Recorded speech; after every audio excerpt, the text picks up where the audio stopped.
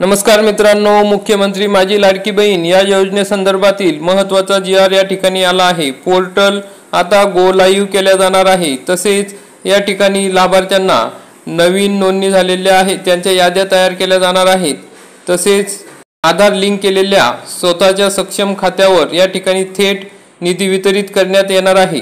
त्या संबंधीची माहिती या जी.आर मध्ये देण्यात आलेली आहे। तर मग हा जी.आर काय आहे याविषयी सविस्तर माहिती आजच्या या व्हिडिओमध्ये बघणार आहोत। त्यामुळे हा व्हिडिओ आपण शेवटपर्यंत बघा। चॅनलवरती नवीन असाल तर चॅनलला सबस्क्राइब करा। तर मित्रांनो, या जी.आर मध्ये पुढील प्रमाणे माहिती दिली आहे। मग मुख्यमंत्री माझी लाडकी बहीण या योजनेच्या प्रभावी अंमलबजावणीसाठी विविध समित्या गठीत करण्याबाबत महाराष्ट्र शासन महिला व बाल विकास विभाग दिनांक 15 जुलै 2024 रोजीचा हा जी.आर आहे मित्रांनो। मग प्रस्तावना यामध्ये राज्यातील महिलांच्या आर्थिक स्वातंत्र्यासाठी आणि त्यांच्या आरोग्य आणि पोषणात सुधारणा करण्यासाठी आणि कुटुंबातील त्यांची निर्णायक भूमिका मजबूत करण्यासाठी महाराष्ट्र राज्यात मुख्यमंत्री माझी लाडकी बहीण योजना शासन मान्यता देण्यात आलेली आहे 28/6/2024 अन्वये। मग मुख्यमंत्री माझी लाडकी बहीण या योजनेच्या प्रभावी अंमलबजावणीच्या अनुषंगाने शासन निर्णय 11/7/2024 अन्वये विविध समित्या गठीत करण्यात आल्या होत्या। सदर योजनेच्या प्रभावी अंमलबजावणीच्या अनुषंगाने सदर शासन निर्णय अधिक्रमित करून सुधारित विविध सचिव स्तरीय समिती गठीत करण्याबाबतचा शासनाच्या विचाराधीन आहे। तर मग शासन निर्णय काय आहेत?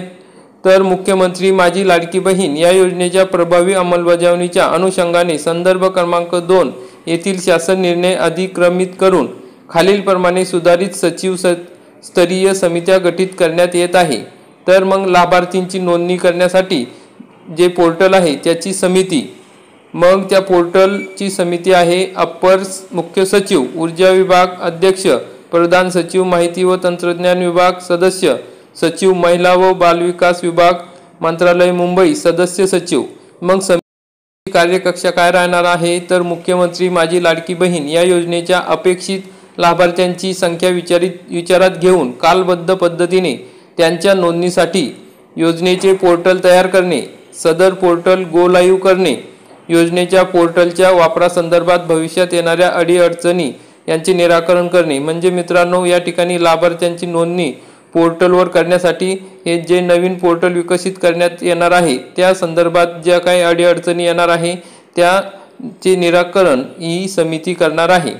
तर मग लाभार्थी निश्चित समिती म्हणजे लाभार्थ्यांची संख्या किंवा लाभार्थींची यादी निश्चित करण्याची साठी जी समिती आहे ती हे काम ही समिती करणार आहे। मग यामध्ये प्रधान सचिव नगर विकास विभाग हे अध्यक्ष असणार आहे, प्रधान सचिव माहिती व तंत्रज्ञान विभाग हे सदस्य, प्रधान सचिव ग्राम विकास व पंचायत राज विभाग सदस्य असणार आहे, मग सचिव महिला व बाल विकास विभाग हे सदस्य सचिव असणार आहे। समितीची कार्यकक्षा कशी असणार आहे? तर केंद्र आणि राज्य शासनाच्या विविध योजनांचे जे लाभार्थी आहेत, उदाहरणार्थ PM किसान योजना, पोषण योजना, मनरेगा योजना, PM स्वनिधी योजना, JSY योजना, PMMVY योजना व अन्य तत्सम योजना। मुख्यमंत्री माझी लाडकी बहीण योजनेमध्ये नोंदणी करण्यासाठी गाव पातळीवर युनिक लिस्ट उपलब्ध करून देणे। ज्या महिला राज्य शासनाच्या कोणत्या योजनेच्या लाभार्थी नाहीत त्यांचे नव्याने स्वतंत्रपणे नोंदणी झाल्यानंतर त्यांच्या याद्या तयार करण्याची पद्धत ठरविणे। तर मित्रांनो, वरील ज्या योजना आहेत त्या योजनेच्या संदर्भातील ज्या योजनात महिला सहभागी आहेत त्या योजनांची लिस्ट आता ही गाव पातळीवर तेथील ग्रामसेवक किंवा जी ग्रामस्तरीय समिती आहे त्यांना ती लिस्ट उपलब्ध करून देण्यात येणार आहे। त्यामुळे आता या योजनेतील यादी तयार करण्याचे काम हे सोपे होणार आहे।